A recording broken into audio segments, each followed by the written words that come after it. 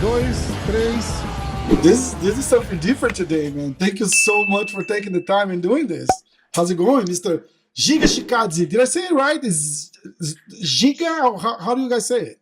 It's a giga, like Giga, right? gigabyte. Yeah, Yeah, yeah. just like a giga. Yeah, Yeah. if you ever come to Brazil, they're gonna say, "What's up, Giga? What's going on, my Yeah, man?" I heard it many times. Yeah, that a lot of times, like the Brazilians, they called my name like Giga, and then I Giga. realized that you guys have you guys spell Giga differently than my Yeah, name. And my name yeah. spelled in like a Giga, right? I heard Yeah, that. and here we say gigabyte. Yeah, like just the Yeah. gigabyte. Yeah, it's pretty fun.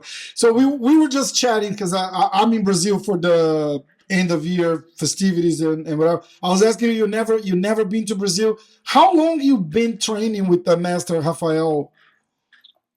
Oh, it's been a long time, man. It's been like almost 8 years. Yeah. So the first time I came in 2014, and that time in summer was very short time I spent in California, Hmm. and that's when I met him. And then I came back in November and December, and I was helping Rafael dos Anjos for his fight against Nate Diaz. Uh-huh. And that was the time that pretty much when I did my first move here, when first real good things with Master Rafael, and that's when we started pretty much. And since then, I've been in California and been training with Master Rafael, and all my big, actually all my MMA career started under him, because before all I was doing was kickboxing and Kickboxing. karate. Yeah. How is it? I can only imagine. I don't fight, so I do like a lazy big guys jiu-jitsu kind of thing. But I imagine for a professional fighter, it's pretty cool to train under Master Rafael Cordeiro, right? Because it's It's like very cool, of because course. it's like it's not just because not considering the fact that he's one of the greatest coaches ever.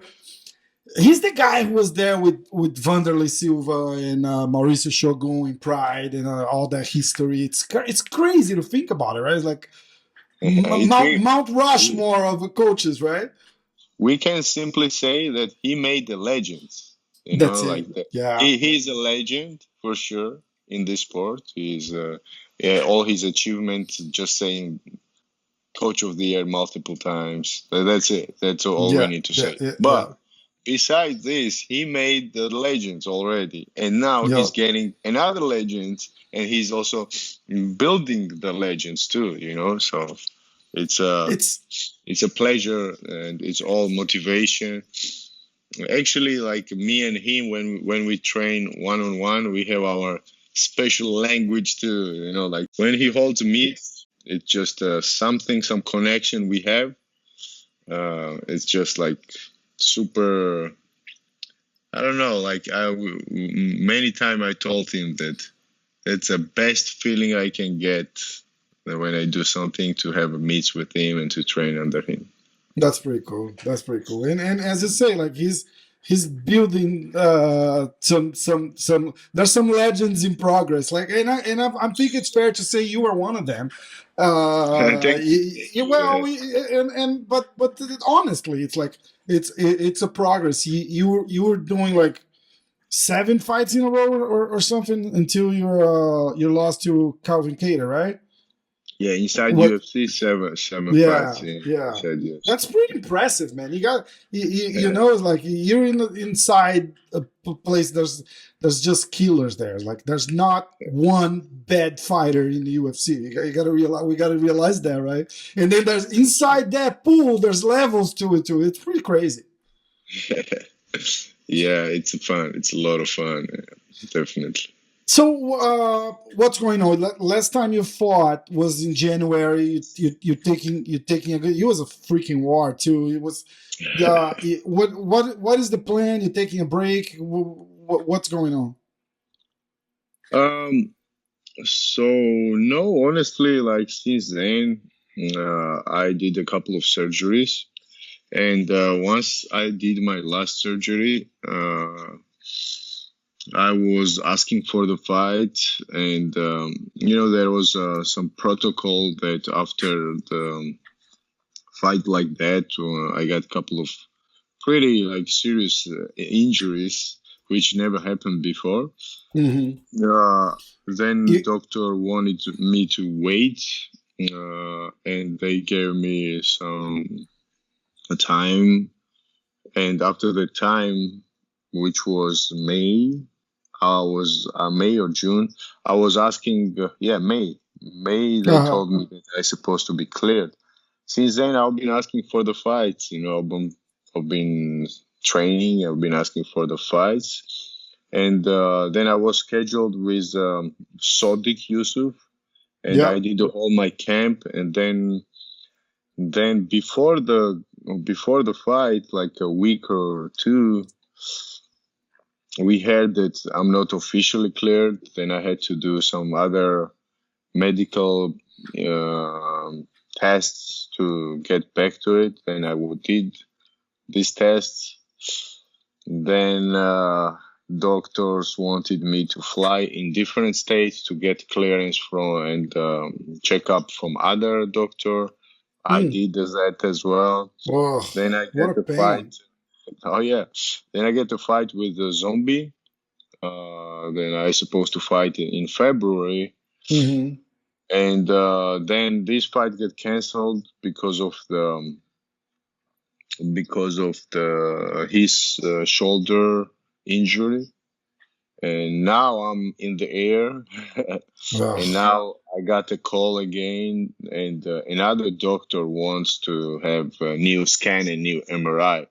And all this stuff, man, like it's been just rough, like especially mentally because I'm the guy who fought in 2024 times, and also besides fighting 4 times, I had multiple fight offers, and I was accepting everything. A lot of fighters did not accept to fight with me or got canceled because of some COVID restrictions. Hmm. So all these, why I'm telling you this is that I love fighting. I'm from karate and kickboxing background, which we have tournaments fighting 3 fights per day. So I do really love the But you fighting. like fighting, right? That's Exactly. that's my thing, and especially when you have a camp, 1 camp, 2 camp, 3 camp, and you don't have a fight. It's just like um, it's just like it's not about money, money wise UFC take care of me very well, especially even when I did not when my fights got canceled, I still get paid, That's pretty which I cool. really do appreciate all the UFC stuff thinking about me. But besides this, I want to get back to in octagon and get my dream come true because I do really want to be a champion, and I feel like I'm the one of the best. Even you mentioned the fight with Cater. I watch these fights every day, and it's funny that I learn from this fight so much. And a lot of people said a lot of craps about me and about this fight, but this fight actually is very good fight. I don't agree that the judges gave him a 50 to 45, so all rounds they gave to the Cater. I do believe that first 2 rounds at least is on my side. Um, but the fight was pretty good fight, to entertain It and was a to enjoy. crazy, amazing fight. Amazing, Yeah, but that's the but type of fight you don't want to get into all the time either, right? Because it's very demanding on your body during the fight and after the fight, especially, right? The recovering from a fight like that. yeah, Like, yeah, I'm for not even sure. saying about losing or winning. It's just what you put your body through on a fight like that, right? Yeah, but the thing is, these are the fight that they You guys saying in like that, history. right? that's You that's guys, a fight that I can show to my son, even I lost the fight. Um, I can show to my son and say that, look, this is that you don't put your head down even till the last second, that's and good. I'm really proud of this fight as well, of myself, and I do believe that that night just was not my night. I fought my fight in a different way.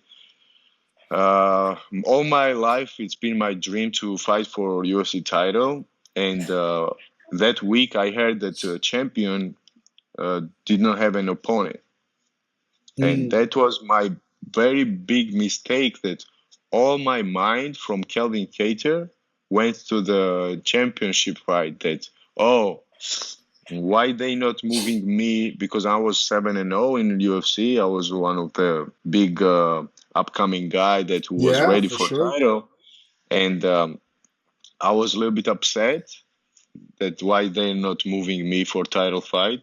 But same time, I met Dana and he said that, oh, you beat this fight first or second round with knockout without injury. I'm gonna get you for title next. So you are next, pretty much, he said. Ah, And shit. all this mentally, like, I'm not young, super young. I mean, I still feel like I'm young, but I'm not super young, right? To not, I don't make usually mistakes like this. But Mm. when this happened, this moment, and when fight started, I wanted to finish the fight right away in a minute or two because I was planning to fight for Yeah. title. And all this, even if you check the fight, first 2 minutes I was pretty much, it was one-sided fight for me, and it was very close to land my special unique kick, which would be end of the fight, I believe. And then I missed the kick and I slept. When I slept, then mentally, I was worried that, oh, I have to finish the fight somehow real soon to fight for title instead of to facing my opponent and realizing all the damage that can cause in the fight. Yeah, it's good. I think it's fascinating. The mental side of this, it's fascinating because it can make it or break it. It's not just about technique and or styles or something like that. If you just get right just right now, like I'm good friends with Alex Pereira, and Mm, I was in New York for his title fight against nice. Israel Adesanya, and the stuff you hear from the backstage that was going on during the fight week, like Adesanya was mentally fucked up for the fight, and even like Mm, that, he got like 4 rounds on Alex. yeah. Like it was just so you can see how good this guy is. But I also think the state of mind that he was going into that fight, losing to that guy twice before, and Yeah, as a that's another dominant story. as a dominant champion, he's fighting a guy that just came in like a year ago to the UFC, and all of that. It kind of gets to him, and you just some stuff you just can't control. Like you just described that happened to you, right? Like I say, look, I Yes. my focus shift and that's probably what cost you the fight. It's pretty crazy to think about that. Yeah, yeah. Yeah, things happen, we are humans, and sometimes you cannot control everything. I Yeah, mean, that's true. you learn from the mistake. I believe when my chance will come next time, I'm not gonna make this mistake no more. Yeah, And and you mentioned something that I'm very familiar with.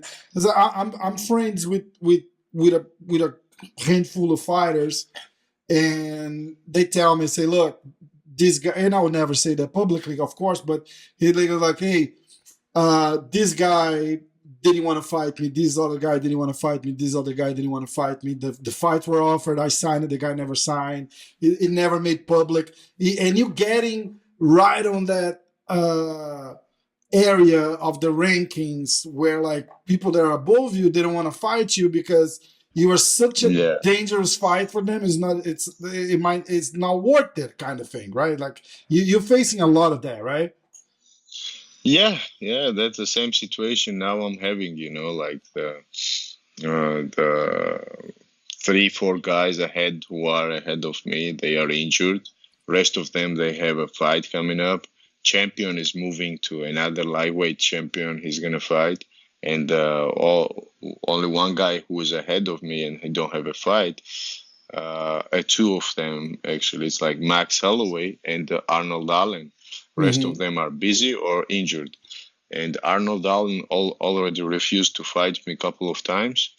And then is a Max Holloway. And this is a fight I've been looking for a long time. That will be amazing fight if this happens. Imagine like the Max beat Cater. Cater won against me, and now I'm fighting with Max, and then we'll be like in some nice triangle to see what's gonna happen. Yeah, who wouldn't watch this fight? And he's a amazing striker. He called himself the best boxer. I believe I'm still the best striker, and we'll see what happens. If this would happen. And all the different opponents are good fights too. Like whoever is in the top 10. They are all very good, and I'm excited to see. Like even if I had a Cater rematch, that would be probably the biggest fight and biggest dream fight for me at the moment. But he's injured right now. His last fight was very sad that he break his ankle or something like that. Or knee came up. Very very sad situation happened. How do you see this Volkanovski going against Makhachev fight? Yeah, that's interesting matchup because Volkanovski striking pretty good, which I would not say on Islam. Yeah, definitely like Islam improved a lot with Charles. He looked good, but I believe Volkanovski striking is much better, and as a wrestling wise, I think it will be very hard to keep him on the ground because he's such a short and like rugby guy. Like, it's different body, different style guy. So I want really that Volkanovski to win because what I want in the future, I want to go get to the title contender and I want to beat Volkanovski so I can. His credit will be even higher when I beat him. That's true. That's my political answer on that. But we'll see what happens. It can be on both ways, Yeah, I think Volkanovski. He's like, this is my read, and I want you to tell me your read of him because it's a technical read. It's different than mine. He was a guy that I never really cared for until right. He was that guy that like nobody really thought, say, oh, this guy is so freaking good.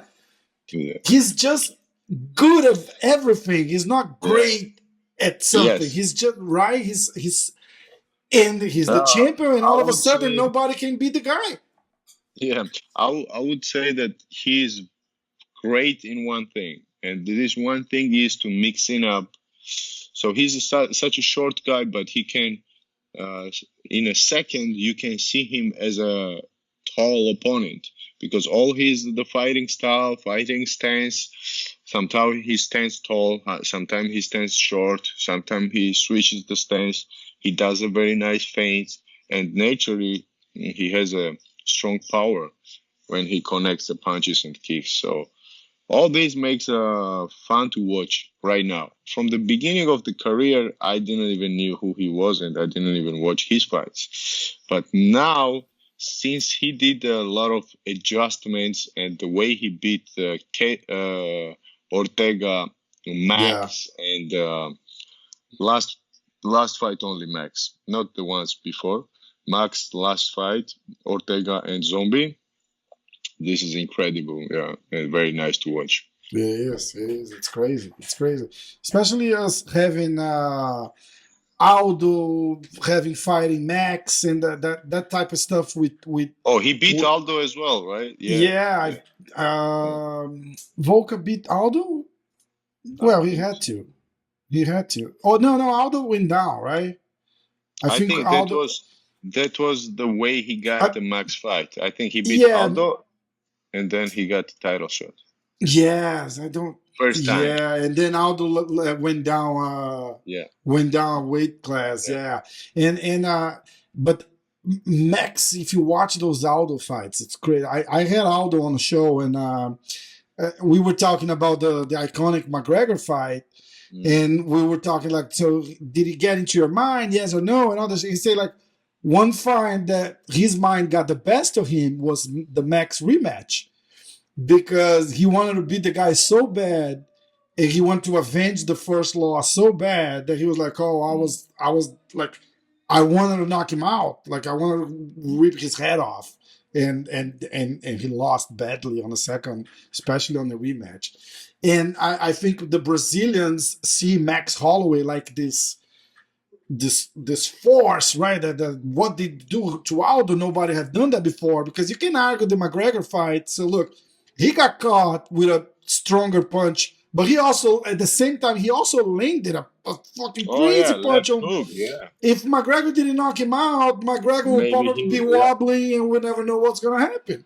yeah, yeah. And then to see Max doing that to Aldo, and then to see Volkanovski doing that to Max, you say, "Holy, this guy has something!" Right? Yeah, I like, again, like I watch and I talk about fights and fighters and stuff. I'm the couch guy, like that. With the I don't shit on the fighters, of course, because I love the sport. But I was like, that guy is okay. I mean, yeah, we do that. yeah, And for uh, sure. and, and Volkanovski was one of the guys. You just go say, God, this guy's all right. So I bet Yeah, against him on every fight. I'll go against him. When he fought Ortega, I was like, God, that's it. He's done. He's done. Ortega's gonna catch him, and he almost did. But you see the heart on the guy.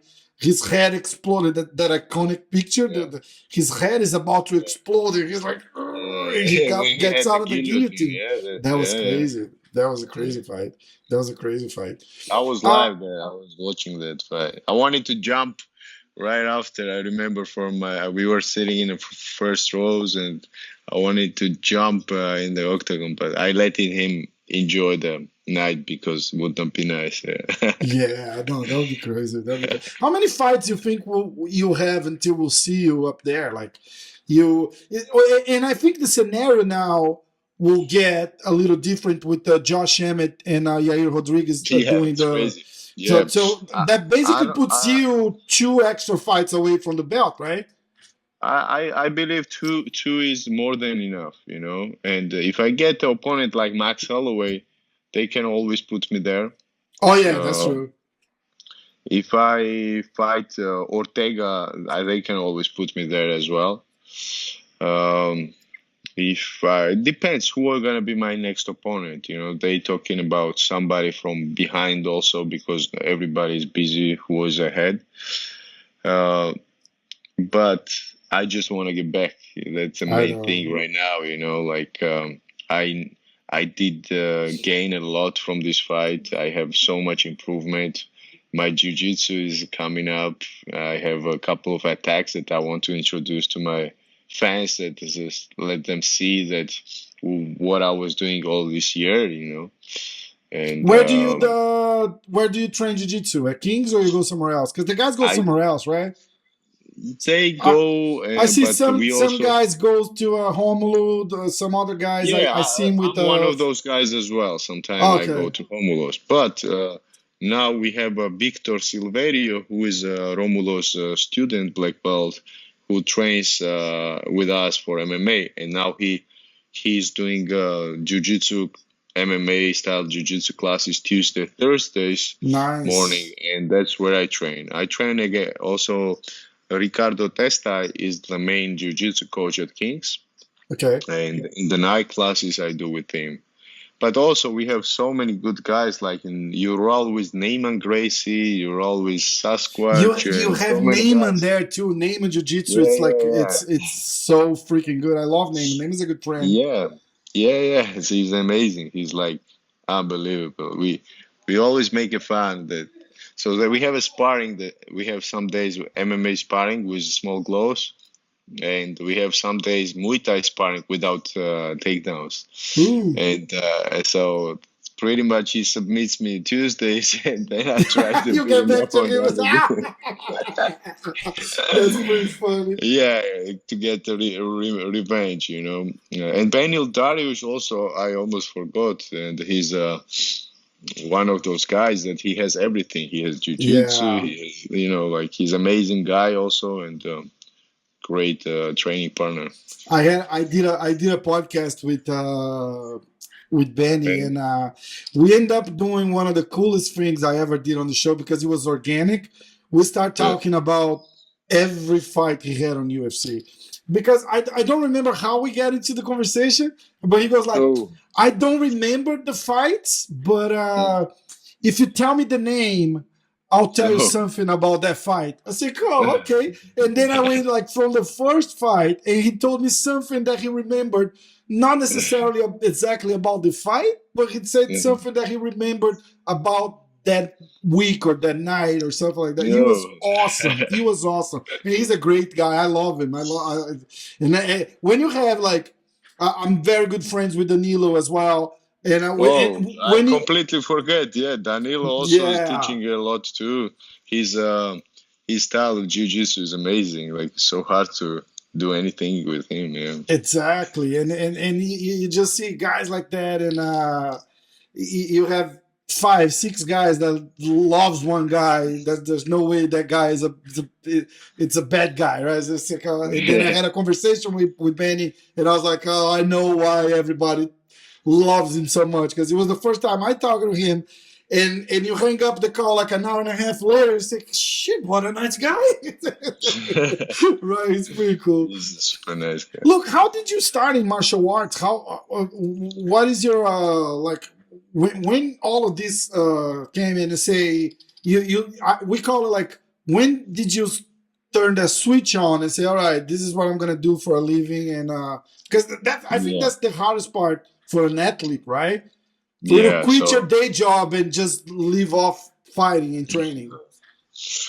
um, so when the way I started the sport was my dad. When I was born, like he before he was a judo wrestler, and then he couldn't finish career and because of injuries, and then I was born. When I was born, we have even a small video where, like he's holding myself in a hospital, and his friend is recording this big VHS video, and he's saying that, oh, here was born Giga Chikadze, like world champion in fighting and blah blah blah and good man and stuff. So when then karate was very popular in my country, and in the age of 4, I started karate, and in the age of 5 was when I watched the UFC first time. 1993 it started, and Royce Gracie won the first tournament, and Uh, in karate I was training with the gi, like kimono, right? yeah, So yeah, that's when I watch him. I was not. I didn't understand a lot what was karate and what was jiu-jitsu at the time, right? But when I watch him inside the octagon against different outfit guys, he was beating and he won it, and especially that he was a small guy and he beat the bigger guys. That was my kind of. I kind of thought that was my future. That was myself in the future, hmm and that's when I fell in love in MMA.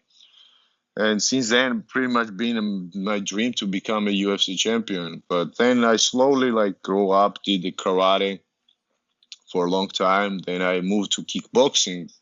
And then I lived actually in Netherlands. I don't know if you're familiar with kickboxing, but Dutch style yeah. kickboxing is like one of the greatest style. And I lived in the Ramon Dekkers. He's like legend of Muay Thai and the kickboxing.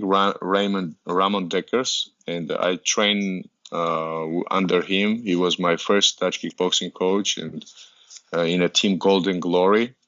Then I moved to Mike's gym, Boss gym. So pretty much I lived in Amsterdam 7 years in Wow. Netherlands, and I trained there Dutch kickboxing. And that time I moved there because I got married when I was 18, and I karate didn't pay the money, and I thought that okay, I have to make my living somehow.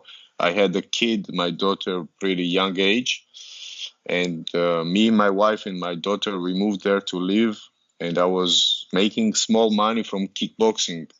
I was like getting paid. First fight, I got paid nothing. Second fight, I got paid 150 euros. Second fight, Wow. third fight, 250 euros. And slowly, I made okay money pretty much to stay in Holland and live it. But my dream was to not to have just a Mercedes car. My dream was to have a Lamborghinis and airplanes and Okay. everything. So I realized that okay, what I have to do, because kickboxing don't give you This is opportunity to not live getting your there. life. And I started to travel in 2014 because I had an opportunity to go to boxing to start boxing career professional in Philadelphia. So there is a big name of boxer Bernard Hopkins, and he was looking for sparring partner for his Kovalov fight, Ruslan Kovalov, and Hmm. they asked me to go there, and they were offering me his team. They were offering me management, sponsors, the fights, pretty much to change career from kickboxing to boxing, and that's how I went first time in United States. Like the I entry stayed. level boxing thing, do they pay a lot more than like MMA? No, right? For On the the entry level, no, right? right now, I don't know, but I know one thing. I have a good friends of boxers who are like undefeated, like 10-0, 12-0, and these guys, I know that once you make 10-0, then you start making the money, Oh, okay. slowly. I see. And but 10-0, they building their careers. They not like Hmm. after two fights, they're not jumping with the lions. The MMA Yes. guys, we are different. My debut was against a very good fighter, No, actually. it's Like, great, and you know, that's what like I was saying. Like there's no shitty fighters in the UFC. It's like yeah, you just go to different levels. Like you're now in the top 10. You're on a hold. I had Darren Till, and Darren Till said something very speaks fluent Portuguese. It's crazy. It was like wow, funny, and he goes like, I say, look, there's no bad fighters in UFC. Like the best in the world are there, but absolutely. when you get to the top 10, it's like, oh, it's a different level, man. It's a It different. is You felt different that level. too? Yeah, absolutely. Yeah, it is a different level. I didn't know before. I was just I was just flowing and moving forward. But once I get in top 15 and top 10, I can see the preparation is different, mindset is different. Of course, every fighter is good fighter, but there are things that, oh, this guy coming up from the big loss and he's fighting for the his job, or oh, this guy is on the roll and he's fighting to get to title shot, or the Yeah. mindset, it's a lot of things are different in the top 10, which can direct the winning direction each way. And this is such a strong, let's say, you'll see my fight from the last fight, and Cater, who was demolished by Max Holloway, Hmm. facing the Giga, who is a new upcoming dog, who's on the roll and knocking out like Cap Swanson, Barbosa, and all the big names. And now you see his mindset and suddenly my mindset, and then you see that even the last seconds of the fight, I had like orbital broken bone, a nose 9 times broken, a broken hand, broken elbow, and you see that the guy don't give up till the last second. So Yeah. all these type of things does not happen from in the fights like uh, preliminary card. These fights No, it's happen exactly, top yes. 10. Yeah, That's what yeah, I'm saying. yeah. So keep going because I kind of cut you just on when you got to the boxing, right? Like Yeah, so I stayed there and was good, but that was not something I was looking for because I had such a good kicks. I thought that okay, I have to give a yeah, try, what a a shame, right? chance. Like it's not. Yeah, you're right. Yeah, like the money is good, boxing is good. I see we need a lot of work, but we can do it. But then I was like, okay, let's see about MMA. and then I started continue my travel, and accidentally find the last day. I was in California. The last day I met Master Rafael and Ben Darius same day at Kings, and Wow.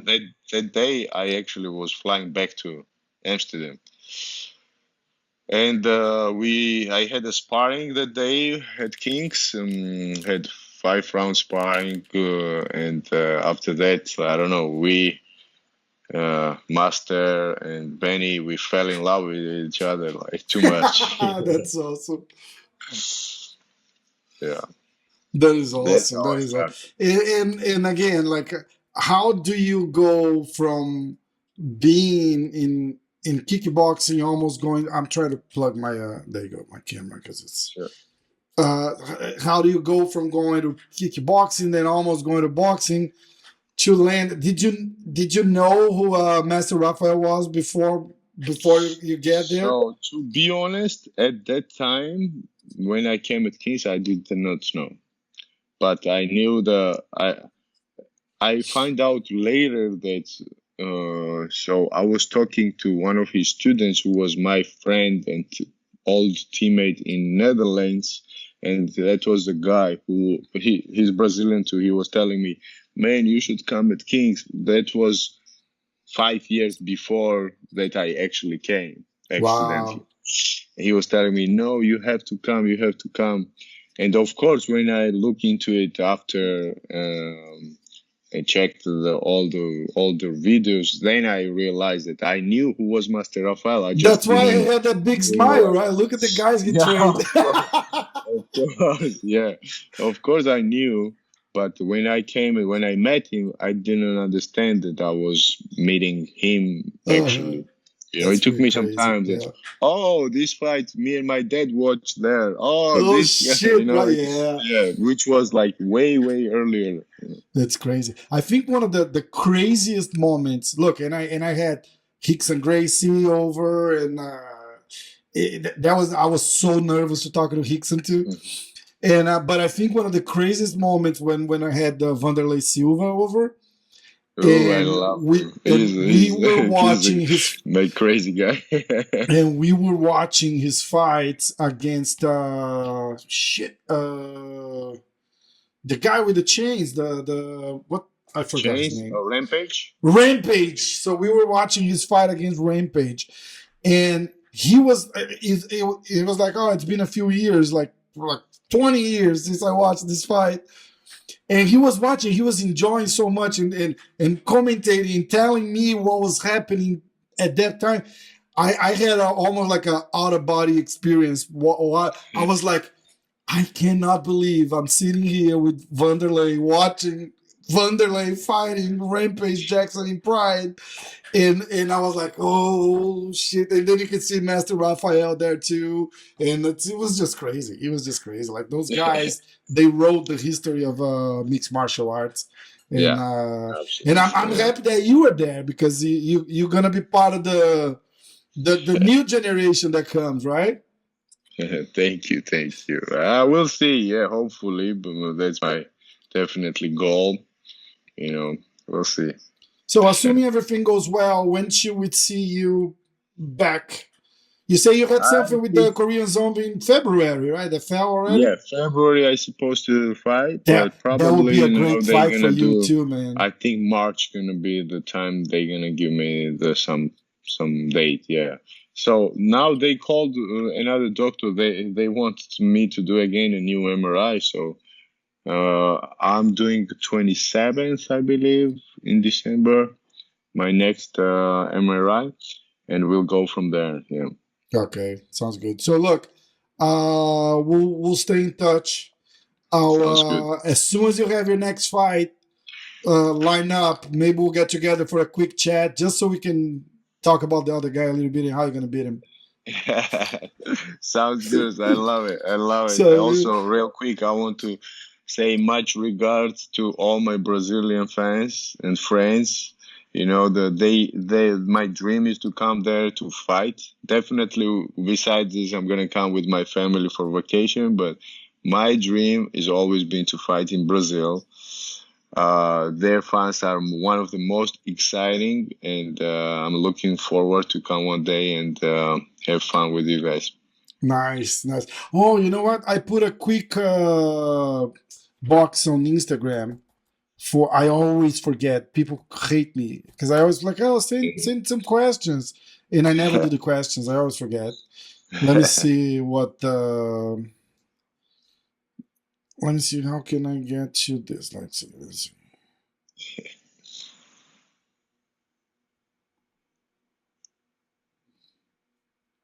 Get the app. I don't think I'm gonna. Yeah, I'm not gonna be able to get you the questions because I'm using my phone for the camera. But I have a couple of questions I got from from my group. So, what was the biggest change? Oh, there you go. That's a good question. Matheus from the MMA Hoje group. He's what was the biggest change in your game after the Cater fight? And then how do you adapt all of that after this without fighting and stuff? It was a good time for me to change a lot of stuff. You know, I cannot really tell you or you guys now straight. I have to perform first. But uh, emotional aspect was a big fight in this, a big moment in this fight, and I have to keep my emotions calm. That's one of the main thing, and concentrate on actual fight. Yeah, Yeah. So besides strategically, also there are a lot of stuff that I always try to knock the people out with one punch, which is or one kick. So which from now we're gonna do a little bit like more preparation before the hard shots, which I've been doing, and it's been a lot of fun. So nice. The other question was about the fight against the Korean Zombie. We talked about yeah. that fight. It's already out. William LGZ is asking how are the training with Coach Barry Robinson and how much that helped on your game. Coach who? Barry Robinson. Barry Robinson, yeah. Oh, it's great. Yeah, he's one of the guru guy. You know, Oh, actually, really? we talked today as well. He's a very good friend of mine since Netherlands since 2019, 9 or 10, and he lives actually now in Georgia. It's Oh, crazy. really? That's Yeah, crazy. he's American. We met in Netherlands. We lived there in the same room before a long time ago. Now he lives in Georgia, and we always talk about the fights. And his mindset is great. He analyzed very well the fights, and a very good friend of mine. And I'm blessed to have his side, him as for my side. You know, so Nice. it's That's always fun. awesome. Always fun. I'm gonna post some videos. Me and him training in 2009, and it's a lot of fun. We play, and it's like a very good feeling. No, that's awesome. Look, uh, I was trying one more time on the Instagram. I cannot see the questions on from the computer. I gotta get the app. So we'll skip No that. problem. We'll leave it for the next time. Look, Sounds good. again, the best possible recovery or just Thank you. the final battery of MRIs and stuff like that. Everything's gonna go well. And as soon as we hear something, we'll get together again and we'll talk about that fight. I'm like I said, I text you on Instagram and I say, look, I'm a big fan. You do have a lot of fans in Brazil. Uh, some guys got a little upset that you beat Edson Barboza. That was our Giga Chikadze guy, you know. But look, life goes on, and all the best for you, my friend. Thank you very much for the time and for taking the time to do this. And I hope we'll stay in touch and I we'll do this again. appreciate your time as well and interest. And again, hi to all my fans. Sorry for upsetting on that. But that's a sport, you know. I love Edson Exactly. Barbosa. He's amazing style fighter. I've been watching for his fight for a long time before I moved to UFC because he's one of the guy who go from Muay Thai and kickboxing to MMA in a big league. So Yeah. there is nothing to being said because he's a great guy, great, pretty much legend in MMA, and what he's done, it's every fighter's dream. So much Yeah, regards to absolutely. him as well. All All right. right, brother. Thank Hey, you. thank Thank you you. very much, my love. Take Take it. care. Take it easy.